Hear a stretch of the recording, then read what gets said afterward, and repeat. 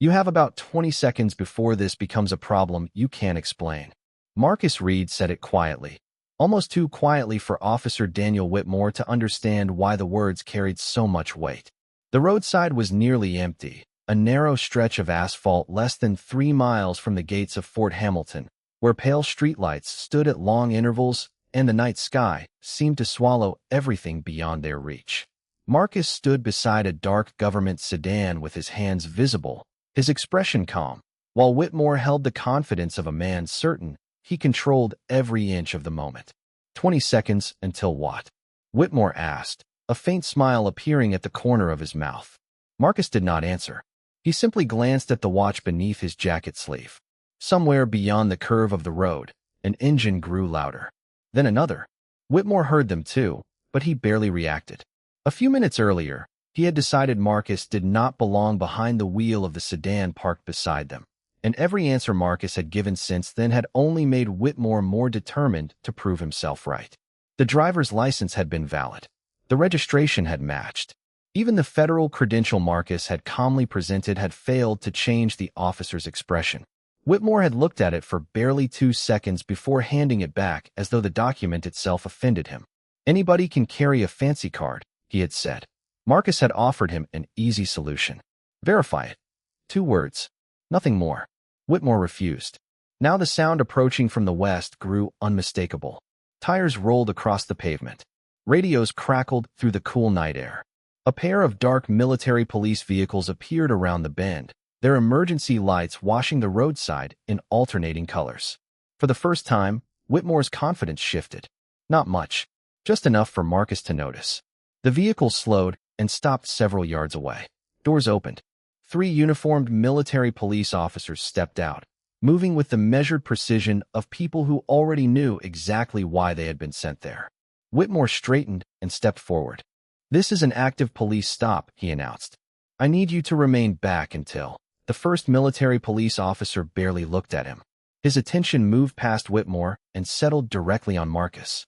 Something changed immediately. His shoulders squared. His posture became formal. The 2 officers behind him did the same.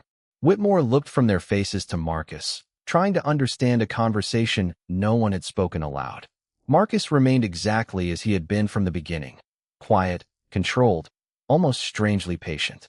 The senior military police officer crossed the distance between them, stopped several feet from Marcus, and raised his hand in a precise salute. "General Reed, sir." The words seemed to remove every sound from the roadside. Whitmore's faint smile disappeared. His eyes moved toward the federal credential he had dismissed only moments earlier, then back to the man standing in front of him. Marcus returned the salute with the practiced ease of someone who had done it thousands of times. He did not celebrate. He did not mock the officer. He simply looked at Whitmore and said, "Now would be a good time to verify my identification." But the real question was not why military police had arrived so quickly. The real question was what had happened 23 minutes earlier that made them come looking for Marcus Reed in the first place. 23 minutes earlier, Marcus Reed had been sitting beneath the warm lights of a small restaurant just outside Fort Hamilton, finishing a quiet dinner with a young Army captain named Caleb Morris, a man Marcus had first met years ago when Caleb was still an uncertain cadet trying to decide whether he belonged in uniform. That evening had not been about rank, command, or ceremony. Caleb had taken his oath for a new assignment that morning, and Marcus had promised to meet him afterward, not as a general addressing a subordinate, but as an older mentor reminding a younger man that leadership meant more than whatever appeared on his shoulder. When the check arrived, Caleb reached for it first. Marcus smiled and slid it back across the table. "Your turn when you make general." Caleb laughed, but Marcus did not. He simply raised an eyebrow until the younger officer understood that the joke carried an expectation. Outside, the air had cooled to the low 60s, and a light wind moved through the trees along the parking lot. Marcus wore a charcoal jacket, plain slacks, and polished brown shoes. Nothing about him announced the authority he carried inside Fort Hamilton. The insignia stayed at home with the uniform. The title stayed at work. Tonight, he was simply a 46-year-old black man walking alone toward a dark sedan beneath a row of fading parking lights. A small challenge coin rested in his pocket, given to him earlier that morning by a group of soldiers he had helped prepare for deployment. He touched it once before opening the driver door, not out of habit, but because the weight reminded him of people whose trust mattered more to him than status ever had. The sedan itself belonged to a federal motor pool and had been assigned to Marcus for official travel that week. It was clean, understated, and almost deliberately forgettable. He started the engine, adjusted the heat, and pulled onto Route 17 for the short drive back toward the installation. The road ran for several miles through a mixture of commercial blocks, wooded stretches, and low suburban neighborhoods before reaching the military perimeter. Marcus drove at the speed limit with the radio turned low. An old soul station played softly through the speakers. For a few minutes, nothing disturbed the rhythm of the night. Then headlights appeared behind him.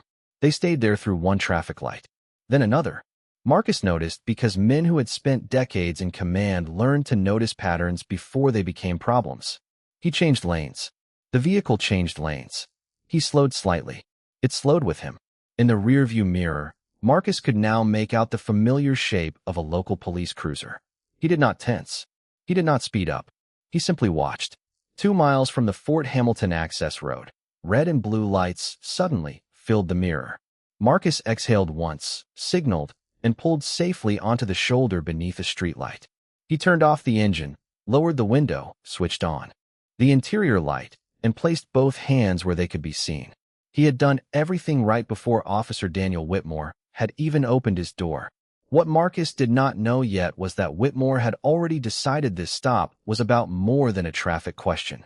Officer Daniel Whitmore remained inside his cruiser for several seconds after Marcus Reed pulled onto the shoulder, watching the dark sedan as though patience itself might reveal something suspicious. Marcus could see the officer in the mirror, illuminated by the pale blue glow of the dashboard computer. The wait was deliberate. Marcus recognized that much. He had spent too many years reading rooms, faces, and silences to mistake hesitation for routine. When Whitmore finally stepped out, he approached slowly with one hand resting near his belt and his eyes fixed on Marcus rather than the vehicle. "License and registration," Whitmore said. Marcus kept his movements measured. "Certainly, officer. My wallet is in my inside jacket pocket. May I reach for it?" Whitmore paused before answering. Slowly, Marcus retrieved his license and the federal vehicle paperwork, then handed both through the window. Whitmore examined the license first. "Marcus Reed," he read aloud. His eyes moved from the card to Marcus. "Where are you headed tonight?" "Fort Hamilton." Whitmore looked toward the road ahead, where the distant glow of the installation could barely be seen. "What business do you have there?" Marcus studied him for half a second. It was not the question itself that bothered him. It was the tone beneath it, the assumption that access required explanation before any violation had even been identified. "I work for the federal government," Marcus said. Whitmore gave a short, humorless laugh. "Doing what?" "My employment is not relevant to the traffic stop." The officer's expression hardened. "I decide what is relevant." Marcus did not respond immediately. A truck passed in the opposite lane, its headlights sweeping briefly across both men before disappearing into the darkness. Whitmore glanced at the sedan again. "This vehicle registered to you?" "The registration you are holding explains the vehicle." Whitmore looked down at the document, then back at Marcus. "Federal Motor Pool." He said the words slowly, as though they created more suspicion instead of less. "You expect me to believe they handed you this car?" Marcus felt the old pressure settle into the moment. Familiar not because every officer was the same, but because certain questions carried meanings far beyond their words. The car, his job, his destination, his right to be there. Each answer seemed to produce another test. "You can verify everything on those documents," Marcus said. Whitmore leaned slightly closer to the window. "Step out of the vehicle." Marcus held his gaze. "May I ask why?" "Because I told you to." For the first time, Marcus noticed another cruiser approaching from behind. It stopped several yards back, and a younger officer, Ryan Cole, stepped out. Marcus opened the door carefully and stood beside the sedan, keeping his hands visible. Whitmore looked him over from head to toe, then pointed toward the rear of the car. "Stand over there." Marcus complied. Cole approached quietly, taking in the license, the federal registration, and Marcus's calm posture. "What was the reason for the stop?" Marcus asked. Whitmore ignored the question. Instead, his eyes settled on the edge of another credential visible inside Marcus's wallet. "What is that?" Marcus followed his gaze. A Department of Defense identification credential. Whitmore held out his hand. Marcus gave it to him. The officer looked at it for barely 2 seconds. Then his mouth tightened. Anybody can carry a fancy card. Ryan Cole looked sharply at him. Marcus remained still. Then verify it, he said. Whitmore handed the credential back without checking a single number. I do not take orders from you. Marcus slipped the card carefully into his wallet.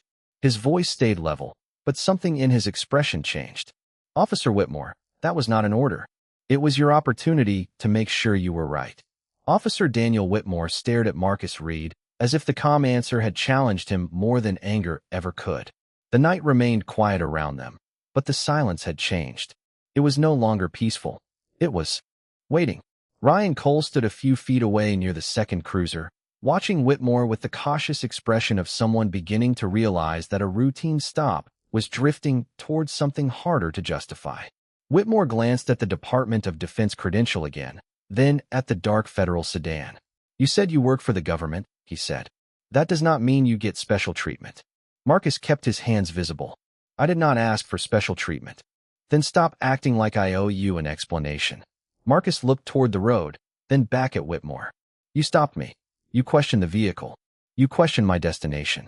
You questioned my identification. I have answered each time. His voice never rose. That restraint seemed to irritate Whitmore more than resistance would have. You are being detained while I figure out what is going on. Ryan Cole shifted his weight. Daniel, the registration checks out. Whitmore turned sharply. I heard you. The license checks out too. I said I heard you. Marcus watched the exchange without interrupting. He had seen this kind of moment before, not necessarily on a roadside, but in briefing rooms, command meetings, and high-pressure operations where one bad assumption could become dangerous simply because someone became too proud to revisit it. Good leaders corrected course early. Bad ones defended the mistake. Whitmore chose the second path. Turn around, he said. Marcus remained still for 1 second. For what reason? Because I am placing you in restraints while I verify your story. Ryan Cole stepped closer. Daniel, maybe we should just run the Department of Defense credential first. Whitmore ignored him. Marcus slowly turned as instructed. There was no struggle, no sudden movement, no raised voice. Only the quiet metallic sound of restraints being secured behind him. Ryan looked away for a moment, clearly uncomfortable. Marcus noticed everything. The roadside camera mounted on Whitmore's cruiser. The red indicator on the body camera clipped to his uniform. The federal paperwork still sitting on the hood. The fact that Whitmore had now created a record of every decision he was making. Officer Whitmore, Marcus said, I want to be clear about something. Save it. I am cooperating. Whitmore said nothing. Marcus continued, his tone precise.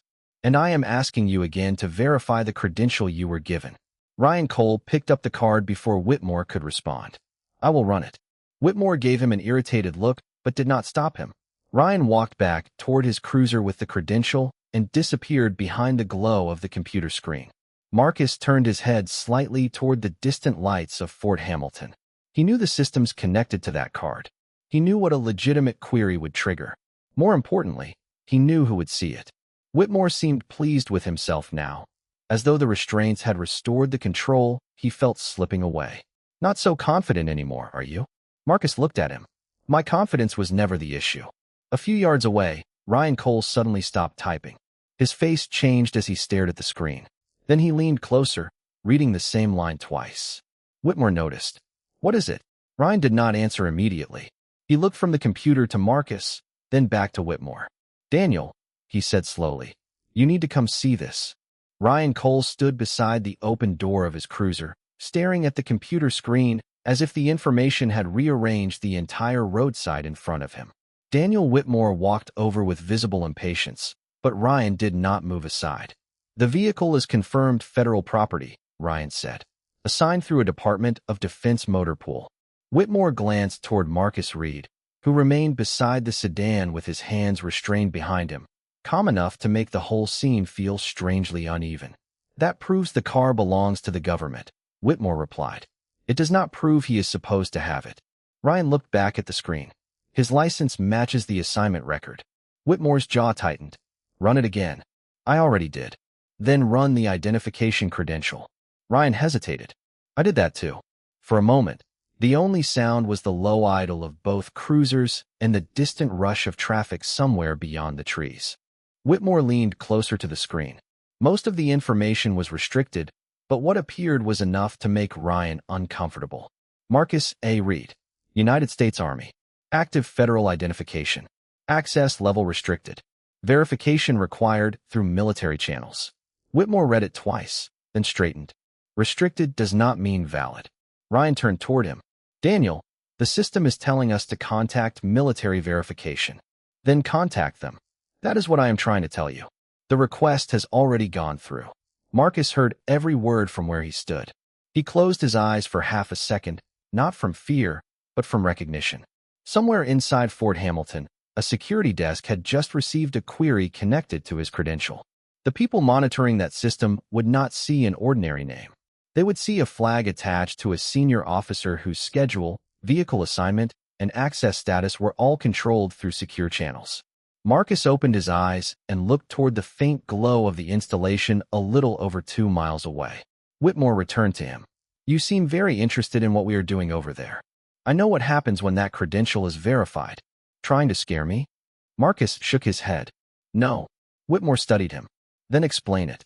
You have the tools to explain it yourself. The answer landed harder than Whitmore expected. He turned toward the sedan and looked through the rear window. A leather folder rested on the back seat, beside a plain garment bag and a small box containing materials from the morning ceremony.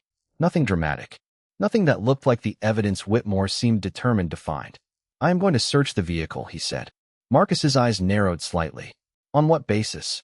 Whitmore ignored the question and walked toward the passenger side. Ryan followed. Daniel, stop for a second. Everything we have checked so far is clean, and everything about this feels wrong. Ryan looked at Marcus, then back at Whitmore. Feeling wrong is not the same thing as being wrong. Whitmore opened the passenger door and began looking through the front compartment without damaging anything, while Marcus watched in silence. That was the moment the balance shifted again. Whitmore believed he was moving closer to proof. Marcus knew he was only creating more documentation. Ryan returned to the cruiser as the radio suddenly came alive. The dispatcher's voice sounded different now, sharper and more formal. Unit 12, hold your current position. Military police are requesting immediate contact regarding the individual you have detained. Ryan froze with one hand on the radio. Whitmore looked up from the sedan. Marcus turned his head toward the west. Far down the road, beyond the curve and the dark line of trees, the first faint pulse of approaching emergency lights had already appeared. The radio call changed the air around the roadside faster than any argument could have. Ryan Cole lifted the microphone and answered first. Dispatch, Unit 12. Copy. Military police are requesting contact regarding the detained individual. A brief burst of static followed. Then the dispatcher returned, speaking with careful precision. Affirmative. Maintain position. Do not relocate the individual. Military police units are en route from Fort Hamilton. Daniel Whitmore stepped away from the sedan and looked toward Marcus Reed. What did you do? Marcus almost smiled, but there was no humor in his face. You are asking the wrong question. Whitmore's expression tightened. Then give me the right one. Marcus glanced toward the distant lights, now growing brighter beyond the curve. Ask why they are coming. Ryan lowered the radio slowly. Daniel, I think we should remove the restraints. Whitmore ignored him. Not until I know what this is. We already know the license is valid. The vehicle is valid. The federal identification is valid enough to trigger a military response. That does not tell us who he is. Marcus looked at him. It will. Whitmore stepped closer, lowering his voice as though he could force certainty into existence. You expect me to believe military police are rushing out here because of some government employee? Marcus held his gaze. I expect you to believe the systems you were trained to use. Ryan looked down at the computer. Again, a new notification had appeared beside the verification request. The text was brief, but it was enough to make him straighten. Identity confirmed through Fort Hamilton command channels. Senior Army personnel. Restricted profile. Ryan read it twice before looking toward Marcus. Senior personnel, he said quietly. Whitmore turned. What does that mean? It means exactly what it says. That could mean anything. Ryan shook his head. No, Daniel. It means this is no longer something we should guess about. Marcus watched Whitmore absorb the words and reject them almost immediately. Pride had become the officer's last defense. Every fact had failed to support his suspicion, yet instead of allowing the facts to close the question, he treated each one as another obstacle to overcome. The approaching lights were closer now, perhaps less than half a mile away. Marcus could hear the engines beneath the steady hum of the cruisers. He looked at his watch. Whitmore noticed. "Why do you keep checking the time?" Marcus answered without hesitation. "Because I know how far the gate is from here. And because once my credential was queried, someone at Fort Hamilton was going to ask why." Whitmore stared at him. Ryan did the math before Daniel did. 2 miles. A direct road. A priority call. Marcus had not summoned anyone with a phone. The system itself had done the talking. Whitmore's confidence flickered again. "You called them before I stopped you?" "No." "Then how did they know where you were?" Marcus looked toward the patrol car. "Your verification request told them enough." The first military police vehicle appeared around the bend, followed immediately by a second. Their lights swept across the trees, the pavement, the federal sedan, and finally across Whitmore's face. Marcus checked his watch one last time. "You have about 20 seconds before this becomes a problem you cannot explain." Whitmore gave a small, uneasy laugh. 20 seconds until what? Marcus said nothing. The military police vehicles were already slowing behind them. The first military police vehicle came to a stop behind Ryan Cole's cruiser, followed closely by the second, and for one suspended moment nobody moved. The rotating lights washed across the roadside in alternating color, reflecting off the federal sedan and the glass of the parked cruisers. Then the doors opened.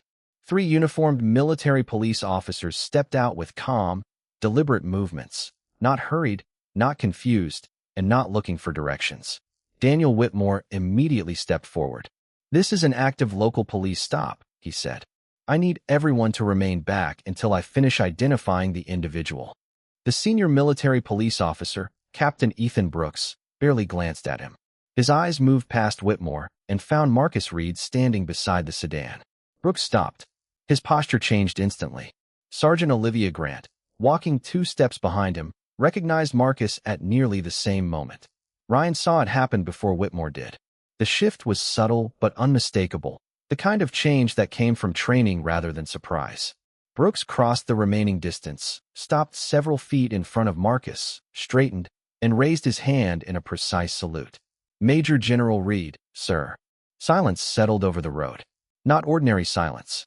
The kind that arrives when one sentence suddenly forces everyone to reinterpret the last 20 minutes. Ryan looked at Marcus, then at Whitmore. Olivia Grant's eyes dropped briefly toward the restraints behind Marcus's back before returning to his face. Whitmore did not speak. His expression seemed caught somewhere between disbelief and calculation. Marcus returned the salute with practiced ease. His voice remained controlled. "At ease, Captain." Brooks lowered his hand. "Sir, we received an identity verification alert from the Fort Hamilton Command Network. We were informed that your credential had been queried during a detention near the West Access Corridor." Marcus nodded once. "That is correct." Whitmore finally found his voice. "He never told me he was a general." Marcus turned toward him. There was no anger in his expression, only a quiet disappointment that seemed heavier than anger would have been. "You never verified the identification I gave you." Whitmore looked toward Ryan. "The system only said senior personnel." Ryan shook his head slightly. "It also told us to contact military verification." Captain Brooks looked from Whitmore to the restraints. "Officer, is General Reed currently under arrest?" Whitmore hesitated. "He is temporarily detained while I investigate the vehicle." Brooks glanced toward the sedan. "The Department of Defense vehicle assigned to him?" Whitmore's mouth tightened. "I was confirming that." Sergeant Grant spoke for the first time. "The assignment was confirmed before we left the gate." Ryan lowered his eyes. Every uncertainty Whitmore had used to justify the stop was disappearing one by one, and none of them required Marcus's rank to disappear. The license had been valid. The registration had been valid. The federal credential had been valid. The vehicle assignment had been valid. Marcus watched Whitmore look for another explanation, another piece of uncertainty large enough to stand behind. There was none. Brooks addressed Marcus again. "Sir, would you like us to contact Fort Hamilton Legal?" Marcus looked at the body camera on Whitmore's uniform, then at the dashboard camera facing the roadside. "Not yet. Whitmore seemed almost relieved until Marcus continued. First, I want every recording from this stop preserved. Body camera, dashboard camera, radio traffic, dispatch logs, and every database query connected to my credential. Brooks nodded. Understood, sir. Marcus turned back to Whitmore. Now would be a good time to verify my identification. The words were almost identical to what he had said earlier, but now Whitmore finally understood that Marcus had never been asking for special treatment. He had been asking for the most basic thing an officer could have done from the beginning. Check the facts before deciding what kind of man was standing in front of him. Ryan Cole removed the restraints from Marcus Reed, while Captain Ethan Brooks quietly confirmed the identification one final time through Fort Hamilton Command. Daniel Whitmore stood several feet away, no longer directing the scene, watching as each fact he had dismissed returned with greater weight. Marcus rolled his shoulders once, then looked toward the federal sedan. Captain Brooks, did you preserve the verification alert? Yes, sir. The full request and response are logged. Marcus nodded. And the roadside recordings? Fort Hamilton Legal has already requested that they be retained. Whitmore finally spoke. General, I understand how this looks, but this was a misunderstanding. Marcus turned toward him. His expression remained controlled. A misunderstanding is getting someone's name wrong, Officer Whitmore. You were given valid documents. You were given a federal credential. Your fellow officer told you the registration was clean. You had several opportunities to verify the facts. Whitmore lowered his eyes briefly. I was trying to do my job. Then the record will show that. The answer carried no threat, which somehow made it more serious. Ryan looked at Marcus carefully. Something about the general's response suggested that this incident had become part of something larger than one questionable traffic stop. Captain Brooks seemed to understand it too. He stepped closer and lowered his voice. Sir, should I notify Colonel Harris that we have another incident near the West Corridor? Whitmore looked up immediately. Another incident? Marcus was silent for a moment. Then he looked toward the distant lights of Fort Hamilton. For the past 4 months, soldiers traveling between the installation and surrounding communities had submitted complaints about traffic stops along several roads near the base. Not dozens. Not enough to create headlines. Just enough to create a pattern that concerned military leadership. Young soldiers reported being questioned about vehicles already registered in their names. Others described being asked why they were near the installation even after presenting military identification. Most returned to base frustrated, filed nothing, and moved on. But several black service members had documented nearly identical experiences along the same corridor. Marcus had personally requested that command staff begin reviewing the complaints with local officials. The purpose had never been to accuse every officer or condemn an entire department. It was simpler than that. Find the facts. Determine whether a pattern existed. Fix whatever the evidence revealed. Whitmore stared at him. You are investigating us? No, Marcus replied. I am reviewing complaints involving service members under my command. Ryan's face changed. He remembered 2 conversations at the station during the previous month, both involving younger officers discussing drivers stopped near Fort Hamilton. At the time, the stories had seemed disconnected. Now they did not. Marcus continued. Tonight was not planned. Nobody sent me here to test you. I was driving back to the installation after dinner. He glanced toward Whitmore's body camera. But what happened after you stopped me is now part of the record. Whitmore swallowed. So this was some kind of trap? No. Marcus's voice remained quiet. That is what should concern you. Captain Brooks looked toward Ryan. Officer Cole, did you witness the entire stop? Ryan took a slow breath. The question seemed simple, yet Marcus could see the decision forming behind his eyes. Ryan looked at Whitmore, then at the cameras, then finally at Brooks. Not the beginning, he said. But I witnessed enough. Whitmore turned toward him. Ryan did not look away. Marcus gave no sign of satisfaction. This was never about watching one officer fall. It was about discovering whether the same assumptions had been shaping decisions long before anyone important happened to be watching. The review began before sunrise. By the time Fort Hamilton was fully awake, the roadside stop had already moved beyond a disagreement between 2 men and into something far harder to dismiss. Body camera footage was preserved. Dispatch recordings were copied. Vehicle records were secured. Ryan Cole gave a formal statement describing what he had seen after arriving at the scene, including the moment he confirmed that Marcus Reed's license, vehicle assignment, and Department of Defense credential were valid. Daniel Whitmore submitted his own report, but the details no longer existed only in his words. The cameras had kept their own memory. Over the next several days, investigators compared the stop with earlier complaints from service members traveling the same corridor. Some involved different officers. Some had reasonable explanations. Others raised questions that had never been examined together before. The pattern was not dramatic enough to fit into a single headline, but it was consistent enough to demand attention. Local police leadership agreed to an independent review, additional training, and a new verification protocol for military and federal credentials near Fort Hamilton. Whitmore was removed from patrol duties while his conduct was evaluated through the department's disciplinary process. Marcus did not ask for a public apology. He did not ask anyone to protect his reputation. He asked for the same thing he had requested on the side of the road: verify the facts. Weeks later, Marcus stood inside a briefing room at Fort Hamilton speaking with a group of junior officers about professional judgment. Captain Ethan Brooks was there. So was a young lieutenant who had heard the story through the usual quiet channels that carried news across a military installation faster than any official memo.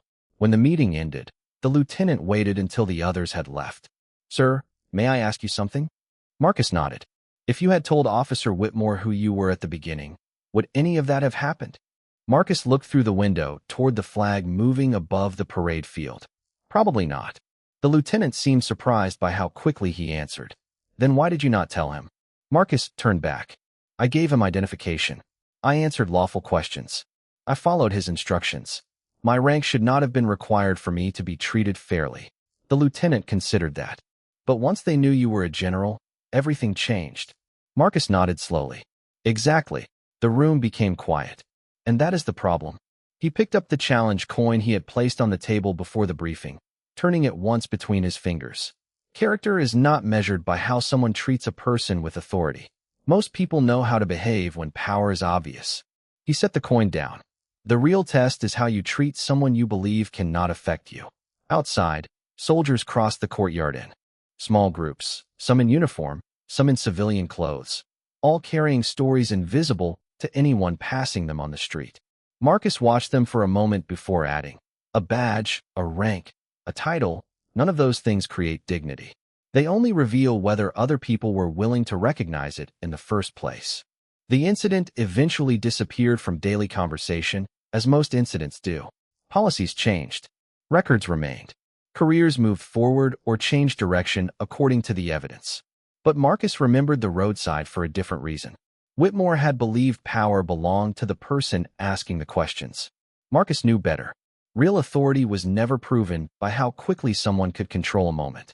It was proven by whether they could remain fair when they believed no one powerful was watching.